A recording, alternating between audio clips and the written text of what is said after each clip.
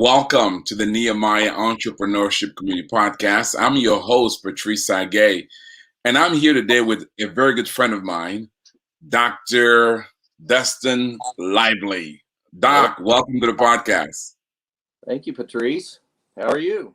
I am good. You know, you're one of my favorite biblical entrepreneurs because of just your journey has just been impressive. We're going to talk to Dr. Lively about how he's dominating the dental sector in Magnum, Oklahoma. This is part of our forum series. Tomorrow, Wednesday, if you've not yet signed up, you want to do that. We have our e-community global forum called Raw Like a Lion, where we're going to be talking to individuals who are dominating a particular space in their industry. We're going to begin first with me doing a 20-minute talk about what does it mean to dominate in your industry or to roar like a lion. And then we're going to go into breakouts. In the breakout, where the breakout facilitators will deal with the practical nuts and bolts of what that looks like to kind of bring it home. And then we're going to get into a panel discussion. And the panel discussion, we're going to have Dr. Lively. He's going to deal with dominating the dental sector. We're going to deal with our good friend Joseph Tiango, who's going to deal with how to dominate in the hospitality industry. He's from Kenya. And then we'll deal with Nina Mategi, how do you dominate in the education sector. We're going to David Witter, which we have him here yesterday, deal with dominating the financial services industry. And then we'll also have Anna Maria dominating in the diverse supplier sector. And so these entrepreneurs are going to share their secrets. What's been key to them dominating in their particular area and space? Doc, you are our last guest. And part of why we're having these interviews is because really 30, 40 minutes panel is not enough to really drill with these guests and with these individuals to understand their secrets, to learn from them and glean insight so that we might also know how to dominate. And so this podcast allows us to go deeper. We're going to look behind the scene, Dr. Lively's journey, how he came to doubt in this sector, how he chose this profession, what's been key to his success so that you can learn from him. Well, Doc, first of all, you know, your walk and your journey has been impressive. You were already a successful dentist before you took biblical entrepreneurship. And your focus on taking BE wasn't to make more money. It was actually because you were looking to get out of dentistry. That's a unique, interesting thing. And then BE recaptivated your heart, and God really spoke to you about the purpose of what He had you there for. So you've been like Jonah, been trying to run, and God keeps saying, no, not yet. So let's talk a bit about that, because that's an interesting thing. So you came into the class not to build a better practice, not to make more money, but it was to find a way out. That is absolutely correct, Patrice. And it is amazing to see the journey, that God has taken me on through this time. And oh man, I look back, you and I were talking on the phone the other day and looking back just when I went through Biblical Entrepreneurship course. And back then it was separate, do you want to take the first course? Then that's right. To take the second course. And so fortunately I pressed in and went through all three segments of the class. And I think the way you have it now set up is key. It's just one. Yeah. It's very important to get all of what you have to offer in that course. But yeah, man, I was ready to give up. Well, thank you for your obedience. You did not give up. Let me tell you a bit about Dr. Lively. Now, you actually have two businesses in one. Right. Is that a fair way to put it? Yes. Yeah, because you have, which used to be your namesake, but you changed the name. We're going to get into why you changed the name in a minute. So you have 333 Dental Care, which is his dental practice, which is really the foundation of everything he does. And I want to read this for you from his website, because it's important for you to kind of hear Doc's heart a bit here. And he says, if there's one thing that Dr. Lively is focused on, just as much as providing people with Magnum especially dentistry, is striving to be better tomorrow than he was the day before. He's never been satisfied with being average. I know that for a fact, or maintain the status quo. So you shouldn't have to settle either. Since 1997, Dr. Lively has been serving the man community and is proud to be a native himself, whether it's by aiding people through general dentistry or airway help. He's always excited to serve you. And that's kind of what I mean. So your website is not like it's a typical website. It really deals with who you are as a person and your heart for people. And you'll learn more about that as we keep going here. But then he also has another company called Easy Sleep Solutions. They all work out of the same operations. So, Doc, so tell us a bit about why these two entities. Does it divide you? Does it flow? Talk to us about that. So it actually, just to give a little backstory, I guess, Patrice was alluding to this, but back in 2015, I was ready to quit.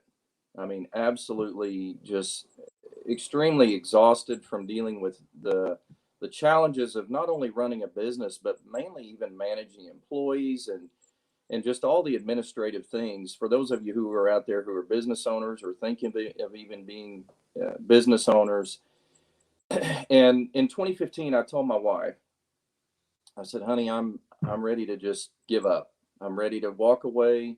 I don't care if I have to give the business away. I've got to find somebody to take this over. I need to do something else." She was in full support of that. And in that process, I just want to share how I met you. So I ended up deciding to go interview for this financial services company in Oklahoma City. So just logistically, just to give you kind of where I am, I'm in a community that's 3,000 people, and we're in very southwest Oklahoma, and we're about 2.5 hours from Oklahoma City. Okay, so Oklahoma City, I go interview. This was going to require moving my family, my children, have 3 daughters and a wife, and we were going to move, that distance. So it wasn't going to be just an easy task. But anyway, I go interview. They were ready to hire me. They said, "When can you start?" And I said, "Well, it's not quite that easy." Well, in the process, I had been inquiring different financial services, people in the financial services industry that I knew that were doing well. And it was very important to me to try to align biblically with what I wanted to do or whatever God called me to. And so I met this guy. I knew him from previously. His name is Steve Sappington. If you're listening, Steve, hello. But on his website, Reese, he had your link to Nehemiah Project. So I started investigating. And through that, I thought, you know what? I didn't even tell Steve that I was going to take your course. But he and I had conversations. I was just looking at who he had connected with through his journey. And so that's where the story began. I Wow. picked up with Patrice through that course. At that time, I didn't know Patrice personally, and got assigned a coach, Scott Landis, who at that time was very involved and engaged with Nehemiah. He and I still have a great relationship, and he's off doing other things as well. But the bottom line is this: through Nehemiah, God began to show me what he was calling me to. And it wasn't so much about what I did, but how I did it. Serving Wow. good, serving with love, and just realizing that no matter where you are in life and no matter what you're doing in life, how you do it is the most important thing. And from a perspective of knowing that God, this is not my plan, this is your plan. And as you said at the beginning of the podcast, I have fought tooth and nail, no pun intended, to get out of dentistry. And lo and behold, we're still here. But through it, he's changed my perspective view of it.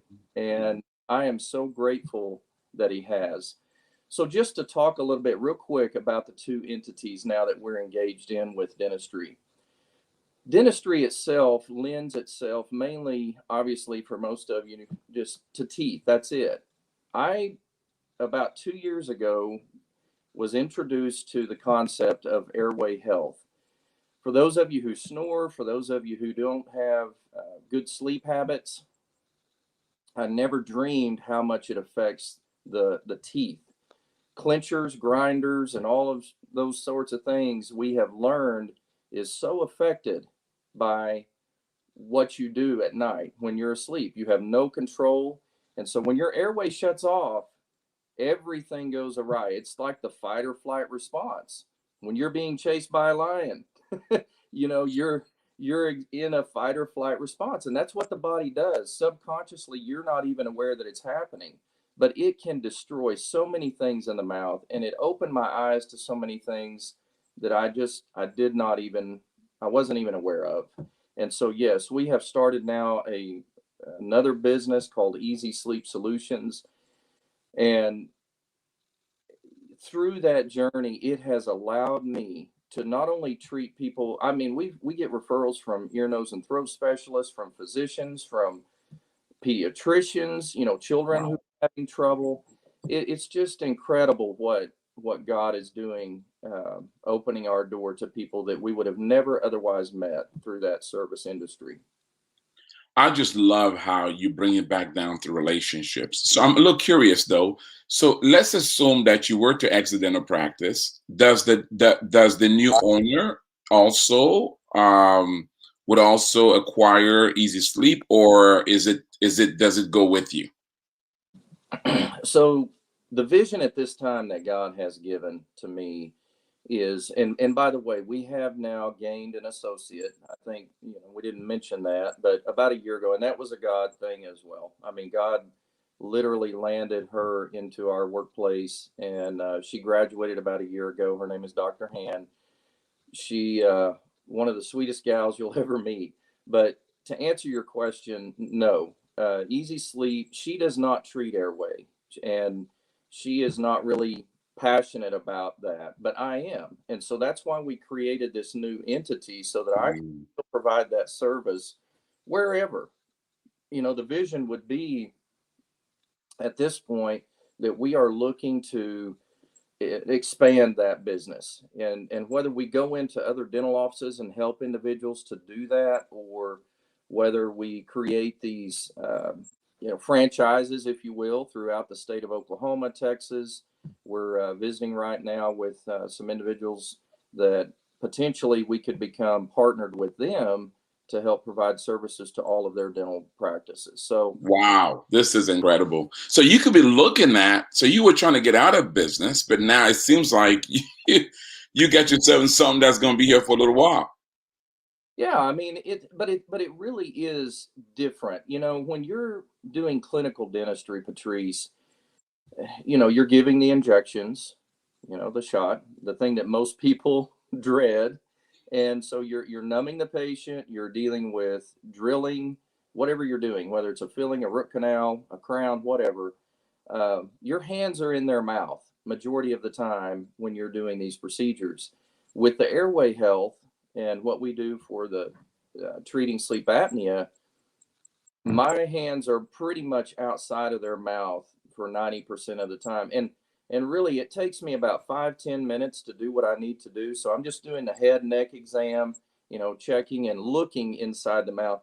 But I never give a shot, and I never pick up a drill in doing any of that stuff. So it's just different. It is not something that I love. Being able to meet new people, I love being able to sit chairside and hear their stories. But it's different than what I have done in clinical dentistry all these years. So, By the way, is it true that dentists has one of the highest rates of suicide in the world? And if so, why? I think because they were where I was in 2015. They were ready to give up and not knowing an answer. Thank God I had a relationship with him, or I might have been at that point.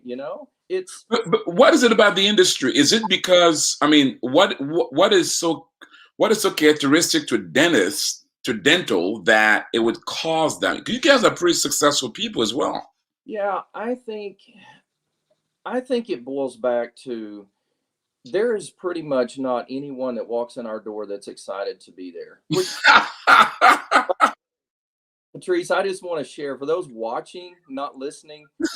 I'm next door in a restaurant that I own for my dental practice. So when you see the Coke over here and you see I'm kind of back in the back. I tried to hide so I could talk to Patrice because other people are pulling me every different direction. I couldn't stay at home today. We're dog sitting for my daughters, and anyway, I That is true. We're not doing a commercial for Coke. And by the way, Coke, you owe some royalties. We need to charge you for this. And that is not his dental practice. well, He's in Oklahoma, but he's fancier than that.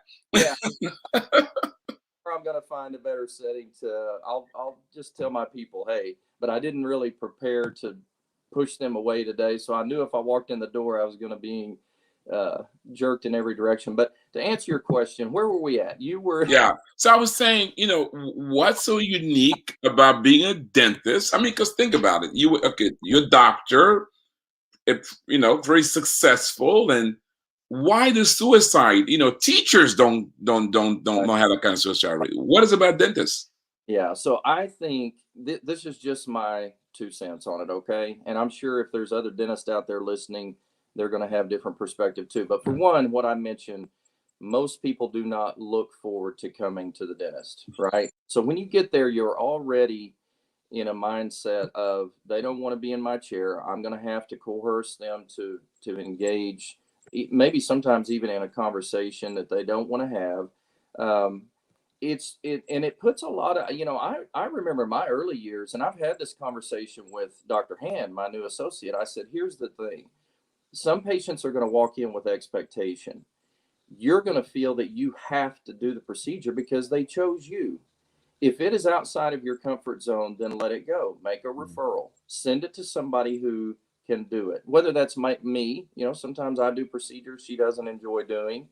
But the bottom line is, in my early career, I did a lot of things that I felt like I had to do because that patient walked in my door, Mhm. rather than serving the patient with the expertise that I had, and the outside of those expertise sharing, with those who love to do what services need to be provided. The challenge in where we practice, Patrice, and this is the case for a lot of dentists, the challenge in rural America is, you see elderly people in their 80s or, sometimes even 90s, they don't have transportation to get to a specialist, or they don't have a way, to pay for those services of a specialist. So sometimes we take on things that we wouldn't normally feel comfortable doing just because out of the kindness of our heart, we want to provide that service. And you can wear it, you can take that home, and it begins to bog you down. So I think there is a balance. On top of that, I do want to share this. On top of that, in dental school, they really don't teach you about business. And I think for me, this is just now coming to me as I'm sitting here talking to you. But when I went through BE and I learned business principles, not only biblical business principles, but primarily when I learned business to a way that I had never learned before, it opened my mind up to possibilities. It opened my mind up to better understand not only the accounting side of it and the projections and a business plan, but in addition to that, a system that I could work from to better align what I currently was doing. And it was just like throwing darts in the dark before. Wow. Now I strategically sit down and say, okay, matter of fact, my daughter, who is going through, she's a fashion marketing major, and this semester she had a final exam. She calls me, she's like, Dad, um, I need you to help me do a business plan. And I said, okay, when's it due? 2 weeks. I said, okay. When was it assigned? January. um, Like my daughter. That it, sounds like my daughter. okay, Lachlan. I said, come down, let's look at it. And I mean, I'm looking at this sample and it's 100 pages long.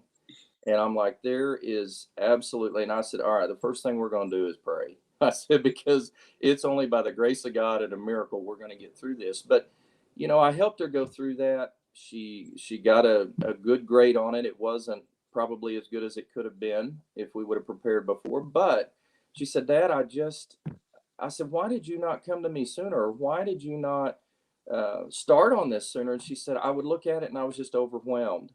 And I thought, wow, that's where I was Wow. before BE. I was overwhelmed. I was so consumed with how do I continue to manage this thing, and how do I continue to throw darts in the dark and hit a bullseye? I mean, sometimes you do.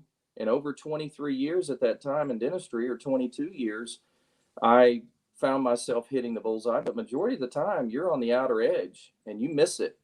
And it just had gotten to the point for me that I was ready to give up. Now, when I throw a dart, it's in the light and it's closer to the bullseye than it's ever been. I'm not saying it's perfect, but it's so exciting when you strategically sit down and know the principles behind the business of, first off, what you have to do to succeed and create a profit margin. And in the process, how are we going to influence culture? How am I going to influence my employees for the kingdom? How am I going to influence my patients for the kingdom? And do it in such a way that God wants to do it. Wow. I love it. We're talking to Dr.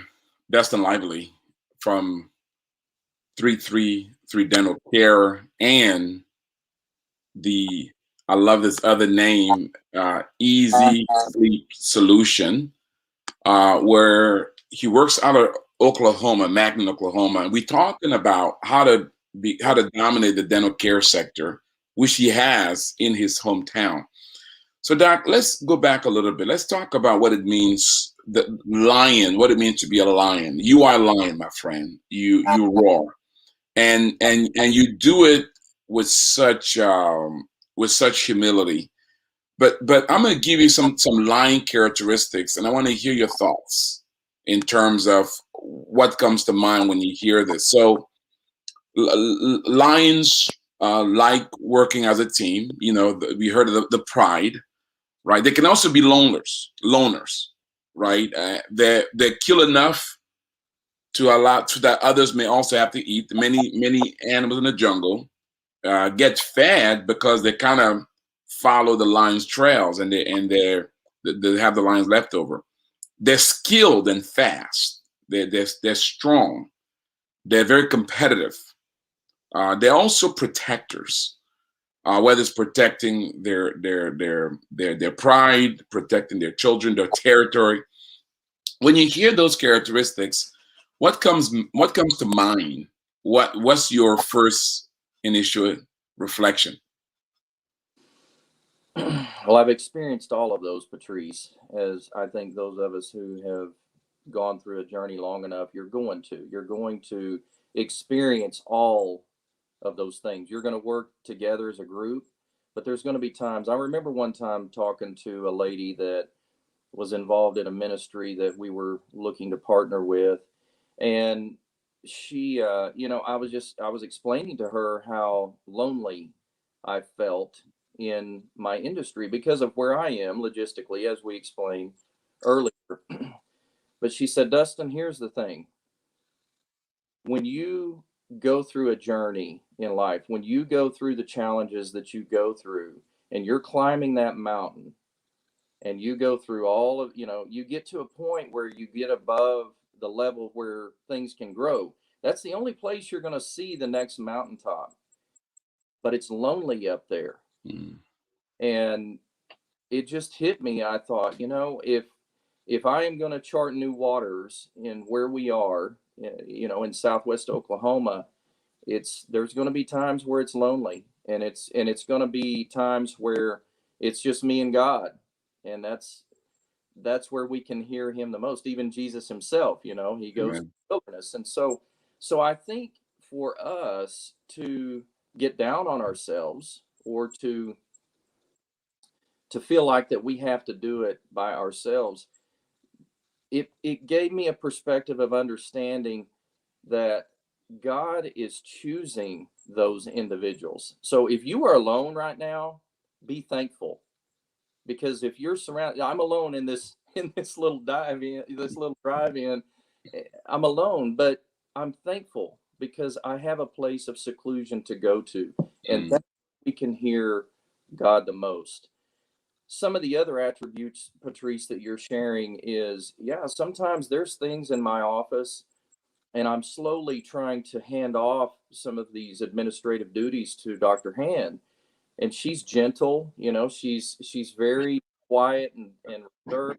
I said, look, sometimes you have to be the bad guy. I know you don't like that. And I know that it's not anything that we want to do. And it's not that you do it out of meanness or spite or any of those things, but sometimes you just have to be stern in what you're saying because you're the one with the plan, not the employee, not a patient. You're the one that has the plan in your hand. So if you want to deviate from that, then you're going to hit obstacles that you would have otherwise not encountered. You have to stay on track and know that you stick to the plan. So those are all things as I hear you talk about a lion. And what does that mean? We can be aggressive, but there's times that we just sit and we just watch, we observe. And I feel like that's where God can download so many new ideas and refresh us to a point that when it is time to go out and it is time to conquer and divide and do whatever God has called us to do, we're very strategic in that. And Amen. we don't doubt. Amen. You've been known, Doc, there have been stories about you. You've been known to take great risk, to even considered crazy by some. Yes. Now, so let's go back to the young Dustin Lively. If I go back to teenager Dustin Lively, what would your parents say? With what would they say? What prepared that young boy to be the man he is today? Take me back there a little bit and walk me from that journey to now. Was it evident back then? And what prepared him for today to be the kind of leader? Because what people don't know is that you're not only an entrepreneur, you're not only a dentist in your community, but you also lead in your community. You've started this organization called Kingdom Community, where you do a lot of community service, a lot of philanthropy. You are a donor to Nehemiah Pride. You sponsor entrepreneurs around the world. You are on our advisory board, and you support other organizations. So when I go back to that teenage boy, was it evident what prepared him for what he's doing today? I think the biggest thing, Patrice, that I'm trying to think of all the things that growing up that I went through. Okay. And the biggest thing for me was my dad's work ethic.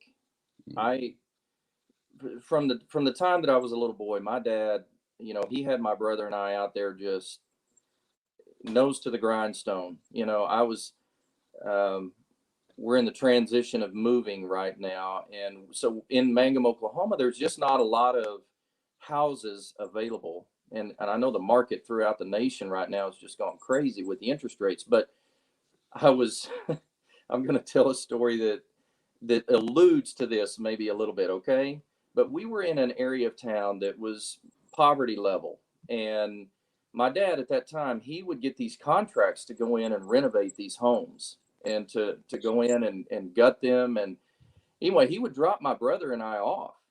And we walked into this one home. He would drop us off, say, okay, guys, I need you to gut this, get all the sheetrock cleaned off. I mean, we were, I'm going to say seventh grade, I was probably seventh grade, my brother maybe in fourth grade, but he would drop us off and we'd go into these houses and we'd walk in and the stench and just they were really filthy. And I remember we walked into the bathroom, and to explain what we saw on this podcast is probably not a good idea, but my brother's like, Dustin, I can't do it. And I said, well, I'm just telling you this, Mickey, if you don't help me do it, then I'm going to beat you up when we get home. Oh, when dad shows back up and it's not done, we're going to get in trouble. But that was the kind of work. I'm not saying that was the right way, okay? I'm not condoning what my did, but it is what shaped me. It's like do or die.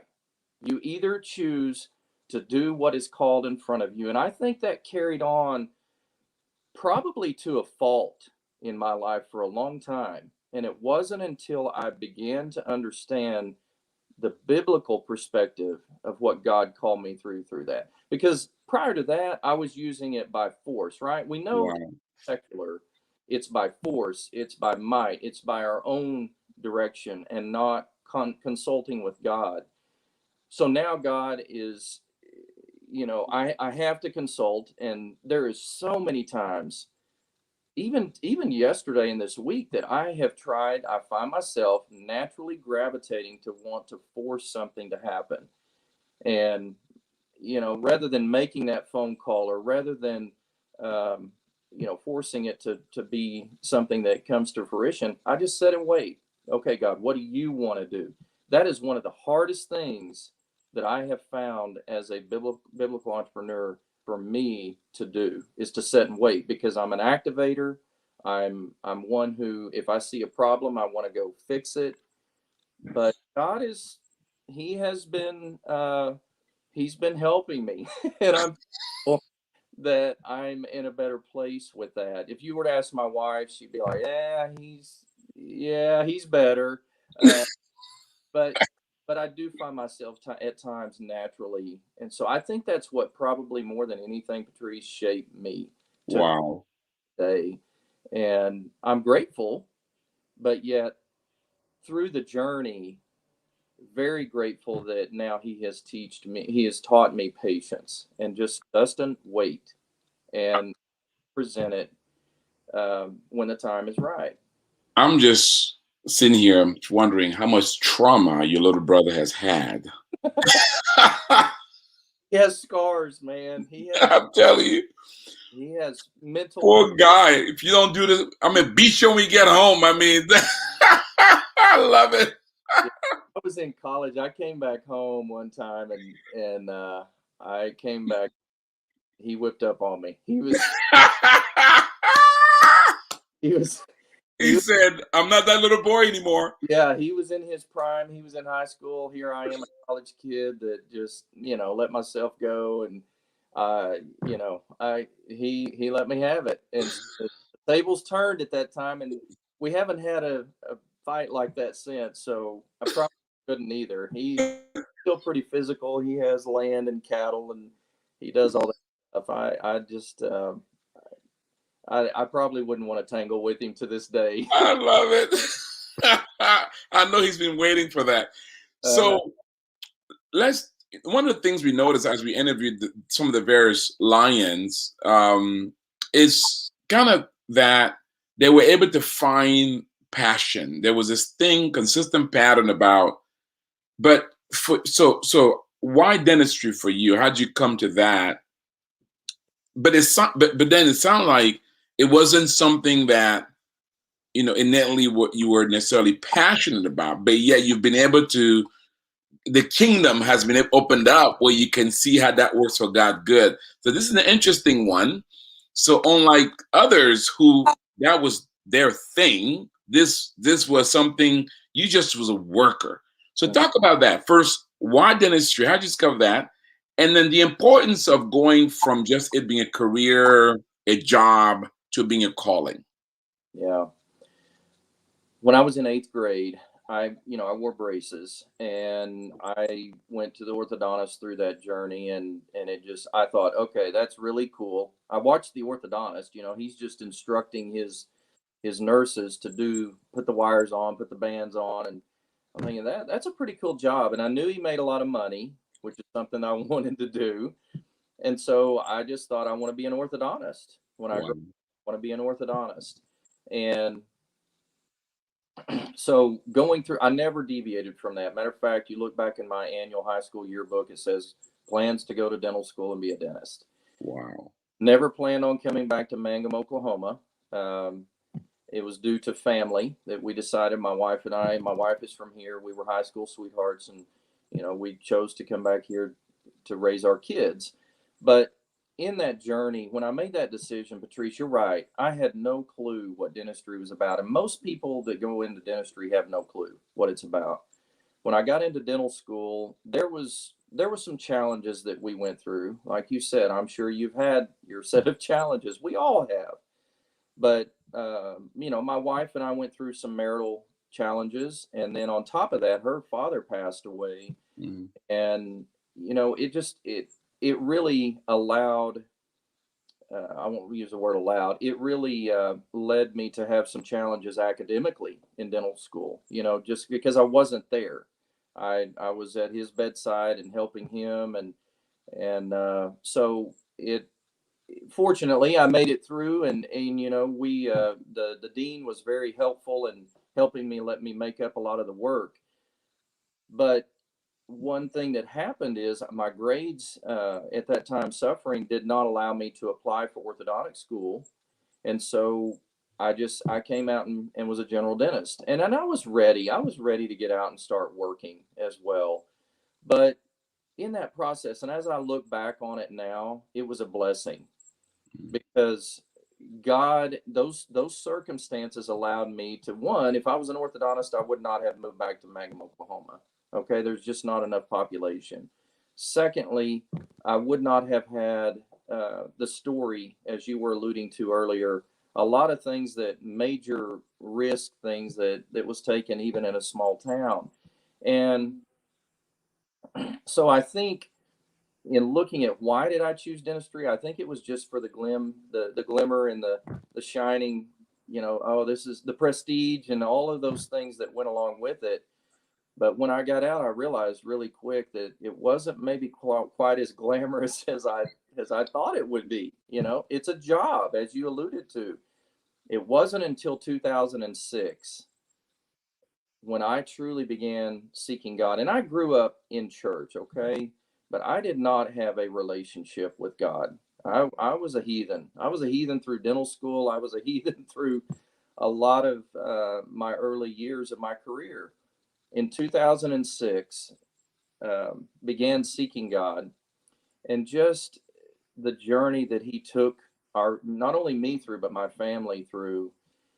And I'm so thankful today of where we are spiritually, from a perspective of career. Like you said, what is the passion?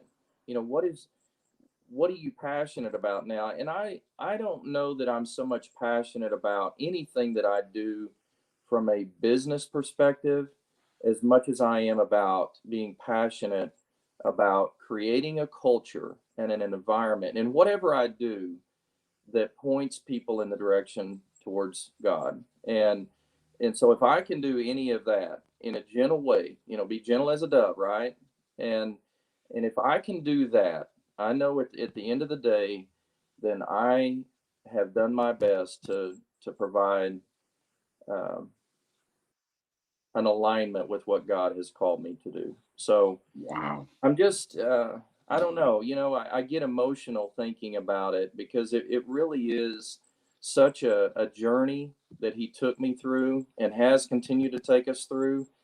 And even yesterday, I had a situation with an employee that she come in, and she was distraught, and she said, "Hey, I just need to go home. This has happened." And I just shut the door, and I sat down, and I said, "Sit down, let's talk." And I said, "You know what?" I said, "You're leaning on what you see physically, but I said, I want you to think about what God is doing spiritually." I said, "This is no mistake that this has happened. God is not a God that's going to let you go. You know Him. You understand that it's His plan, not your plan."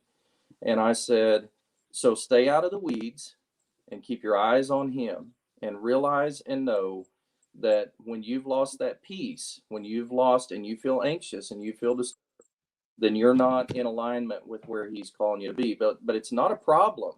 This is not a problem that you've encountered. This is a new possibility. And I want you to go home, seclude yourself, and resonate and bask in His presence and praise Him for what He's doing right now, because you're fixing to see a miracle." And I, got to visit with her a little bit last night. I could tell she was in a much better place. But that's what I love about being able to do what I do. Is we've got about 13 employees, and when an emergency or a panic, but prior to 2006, or even prior to really going through BE, I would get along on board with them. I would panic. I'd be like, oh my gosh, yeah, what do we do? Now I can stop them in their tracks and say, no, this is Satan. He's trying to come in and disrupt, but we've got to understand that God has allowed it, okay? God allows us to go through these challenges. But here's the difference. Do you want to engage in this plan that Satan has brought your way, or do you want to stop it in its tracks? Do you want to stop the enemy right now? Because we have that authority as a believer, right? We have the authority to stop Satan's plan, and it lies right here. It's because of unbelief that we allow his plan to continue. And so all I'm trying to do is just have faith. You may not see the physical manifestation of it right away, but without a shadow of a doubt that the spiritual plan has continued to arise.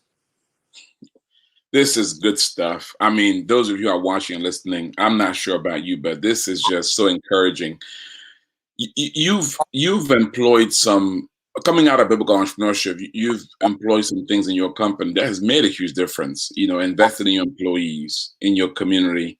You've launched Kingdom Community, and that has really you've transformed your business culture. Let's talk about that and how you see the impact that has in you having a clear competitive edge in your marketplace. Some of it has cost you, but talk about if you've seen a return on some of those things that you've done, though it's been an investment and you've done it out of pure sincerity in terms of God, I'm called to do this. I want to invest in my people, my community. So talk a bit about that, what you've done there, the impact, and whether or not you've seen any return from it. So to just explain a little bit about Kingdom Community, Patrice, back in 2000 and oh goodness, 18 maybe, okay, or no, I guess 17. God laid on my heart the name Kingdom Community, and I want to spell this out for those of you that are listening and want to get on that website and look. There's also a Facebook page, but community is spelled COMEUNITY. So come unity. And I believe it's kingdomcommunity.net, I think is the website. But anyway, God laid on my heart that name. And what it really meant to me when he laid that name was that his kingdom come, his will be done on earth as it is in heaven, right? We've all read that and recited that. But what does that really mean as a believer? Do we believe that his kingdom can come? Do we believe his will can be done on earth as it is in heaven? In addition to that, looking at all the division amongst believers, the different the different types of denominations, the different types of even though we believe in the God, we believe in Jesus, and in our community specifically, I just thought, why is all this bickering and focusing on our differences? Let's come together and focus on one God, one faith, one baptism, and realizing that we can do things better together than apart. The enemy has separated us, and he's done a great job of doing that. And I kind of gave the analogy of our military, our armed services in the United States. You've got all the different branches, Air Force, Marines, Navy, Army.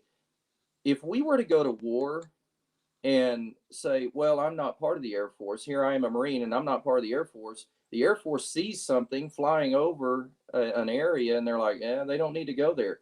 And here I am a Marine on the ground and I choose not to listen to them. I choose not to take their heed, their warnings. And I go right in the midst of something that's going to kill me. Mm-hmm. If they don't work together, they're not as strategic as they can be working collectively.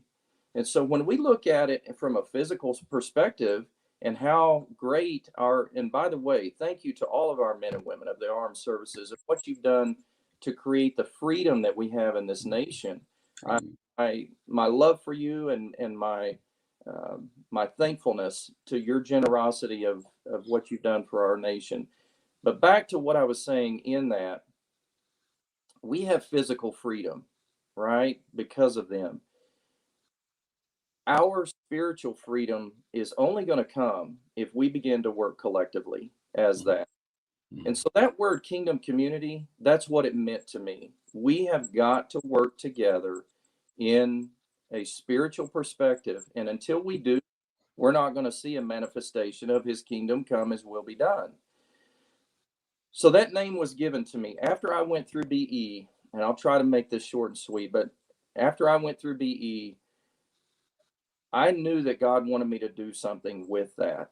And this lady came from a rural health clinic that was funded federally by the government, and she needed a dentist. And her card and information sat on my desk for about 2-3 weeks. And I just look at it and I'm like, Lord, is that something you want me to do? I ended up calling her and I said, would you mind if I come over and we just talk about possibilities? She already had a dental facility set up. So fast forward, this has been now 4 years later. We go into that clinic, and the compensation that is given when we go in there is put into a nonprofit called Kingdom Community. Those monies in turn are redistributed into our respective communities to do things. I'll just give an example. Feed all of our city employees. We help sponsor events. If there's a ministry or something that is taking place in our community and they need financial backing, we partner with them to do that. Our swimming pool, something for the kids to do during the summer. We provided a dollar for dollar match. Everybody in the community that wanted to donate to help get the swimming pool back up and going, we provided a dollar for dollar match. There's just things that we do. It may not, when you think about it, you're like, well, how's that kingdom? Well, if we can keep our kids in one spot, we can keep an eye on them. They're not out in the back alley, doing things they shouldn't. So it's not so much, we don't get religious with it. If they say, hey, can you help sponsor a play at the school or whatever, we want to be, and in gaining that, going back to what you were saying, Patrice, in gaining that relationship with all of these sectors of our community and these organizations and our community leaders, we begin then having a right to speak into their lives spiritually. Otherwise, we don't. We go to them and say, hey, what do you think about this? And they're like, well, I don't have any time for that. But if you invest in them and you get to know them and you get to know their stories, then all of a sudden you have a right to communicate with them. The federally funded clinic that we go to and the monies are given, for the longest time, I guess I was there maybe 18 months, and I did that on my own. I went, and I say on my own, my girls from the office went with me as well. And we would provide these services about 2 times a month. We'd go on a Friday, which typically we were off on those days. And I encountered one of my colleagues. We were going to a continuing education thing.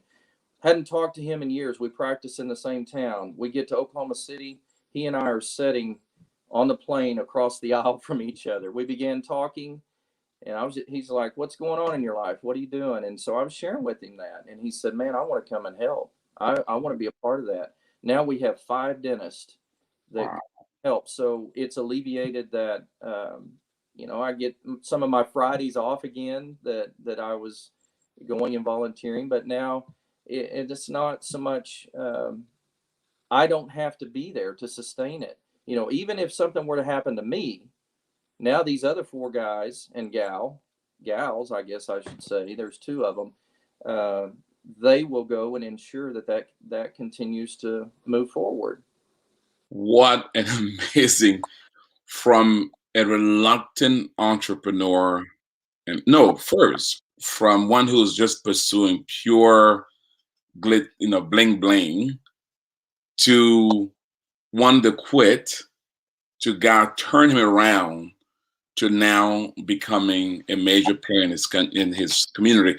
Before we come to wrap, I want to ask you a last question. What I love about your story, Dustin, is one, your dominance have led you to impact your community, to serve, and you really, it is about bringing the kingdom into the community. Mm-hmm. We oftentimes as Christian kind of isolate ourselves and focus only on the things that matters to us, religion. Mm-hmm. But you're saying, no, let's take it on the streets. Let's make it relevant. And by the way, these are Christians doing it the way it should have been. So when are you running for mayor, governor, or something? We need men and women like yourself, man, who step out there. I mean, because you're You're the kind of guy that we need out there, my friend. Yeah, I don't know, Patrice. If God calls me to that one day, I guess so. It's not something that I chase. I have no desire to be in politics. Now, I heard a guy speak one time, and he said, if we would raise up individuals, we get these emails. I want to just maybe rant here a minute, okay? But we your representative and tell them to vote this way. If we were to single out individuals, just as you alluded, hey, why aren't you running for something? And, as I say, if God called me to that, okay, but why are we not seeking out and raising up biblical politicians Amen. to run for these candidacies and supporting that? That way, when they go to office, we don't have to make a phone call. You Amen. micromanage me if I were to do that. I wouldn't have to micromanage you. I know who Patrice is. I don't have Mhm. a phone call to tell him what to do because I know he's going to stand up for the principles of the kingdom and and biblically vote the way that the Bible says we should. So Wow. I just think that's what's become twisted. We want to support somebody who we like and they have that face and that ability to communicate, but then you put them in office and then you want to micromanage them. No, no, that is so wrong. You put somebody in those positions who you can trust, that's going to make the right decision, even if you're there or not to help, advise them. Wow. Wow. Amen. You know what a you have just so been rich. Thank you so much. Before we wrap up, I'm gonna have Dustin just give you some word of advice, just based on his success and what he's achieved. What advice would he give you? Before we do though, if you want to know more about Dustin Lively, I want you to. He has two websites you can visit. The first one is for the dental practice, which is 333 Dental Care, 333dentalcare.com, and there you can learn about him. And by the way, you're a pretty good looking guy, my friend. And his wife is even more beautiful. I'm not sure how you got her, but brother, she gave you an upgrade. Um, so you can learn about him there, and then you can also, if you want to know more about the Easy Sleep Solution, the sleep apnea, you can go to easysleepsolutions.com. There you can learn about him and about this particular effort. By the way, if you enjoy this podcast, do me a favor, share it. Share it on your social media. Share it with your friends and family. You know what? Friends share with friends.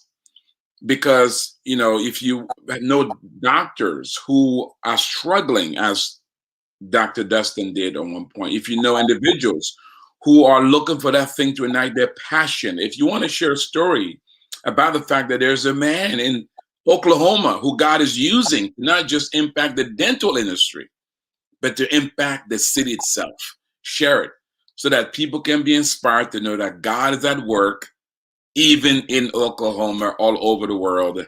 Share it.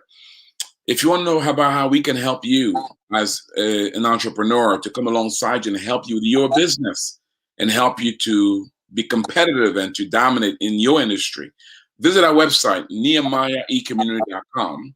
nehemiahecommunity.com, the Kingdom Community, e-community. I think we're in the wave here, Dustin. Mm-hmm. Go to our website, and there you can learn about our training program, Biblical Entrepreneurship, Identity and Destiny, Serve with Love, how you can learn how to grow and start a kingdom business. You can learn about our coaching program, Executive Business Coaching, Business Success Accelerator, or Elite Coaching, how we come alongside your company, work with you to move you from profitability to succession. You can also learn about our access to capital. We have kingdom investors who will delight to connect with you to invest into your company. We have our own fund where we provide direct financing to entrepreneurs like yourself who are trying to build kingdom companies. Or you can also learn how to become a member of the Nehemiah Entrepreneurship Community. Listen, membership does have its privileges, and you can connect with thousands of entrepreneurs from around the world, from Asia, Africa, Europe, Latin America, and North America. whereby together we are transforming the world. And by the way, don't forget tomorrow, Dustin Lively will be at the forum. He'll be one of the panelists. If you want to learn how to roar like a lion, how to dominate your own industry, come join us. Just click on your panel there and join us and sign up so that you can be equipped and you can also connect, because we're going to wrap up tomorrow with a connect meeting where you're going to get to connect with other biblical entrepreneurs from around the world. You might be in a connect meeting with a French or Spanish person, and you have to learn within 8 minutes how to connect with them, cross-culture, cross-racial. Who knows? Destiny may have a purpose for you guys to connect, to do something together beyond the shores of your own country. Well, that's now as we wrap up here, there are many entrepreneurs, 2020 was a tough year, and we come into the mid-year of 2021.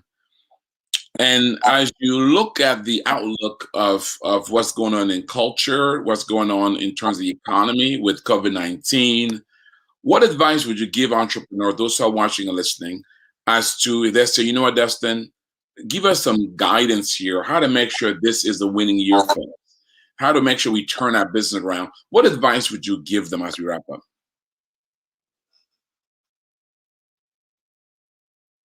Prior to our call today, I think just more than anything, Patrice, it's realizing that we're here just to serve. Okay. And the question, and my pastor has asked this of our congregation for some time now: did I get up for me or did I get up for God today? And regardless of the challenges that we face, if we got up to serve God and to serve others, everything works out together. We didn't touch on this, but I do want to just share that our business was renamed in 2017 333 Dental Care, after Jeremiah 33:3. Call unto me and I will answer, and I will show you great and mighty things. I can't tell you, because prior to that it was Lively Dental, and I wanted to, for one, take out my name because I wanted it to be something that could succeed on to the next person that served there. But I wanted it to be something too that honored God. And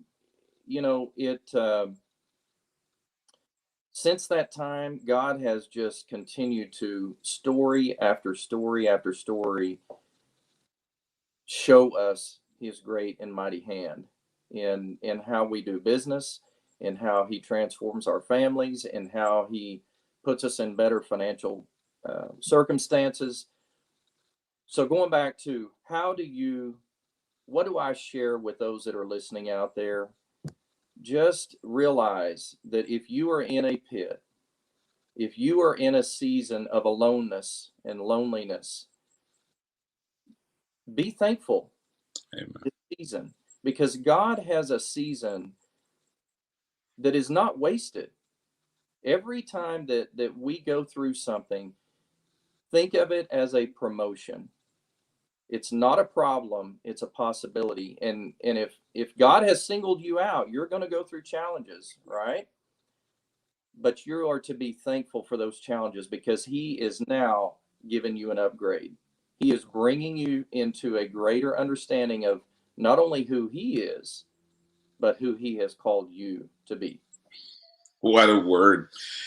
By the way, Dexter, we sent you one of my recent books. Did you get your copy, by the way? I don't think I have, Patrice. You did not. We got to make sure you do. And I want to come to Oklahoma, man, and do a book signing. We're going to talk. I want to come down there. We got to make sure you get that copy. Dustin, so as a thank you for being here today, we're going to send you the book you should have gotten. That's good. And man, out of fairness to your team, I have moved, and so some of my mail is going to my previous address. Oh. So if you don't be too hard on them, it may have actually been sent. I just haven't seen it. So we'll double check. I'll make sure it was sent. We'll double check that. We'll see what happens. Send it to my office. We'll do that, man. Dustin, this was so rich. You are like a sage. You just bring it on, and thank you for that. Looking forward to seeing you tomorrow, my friend.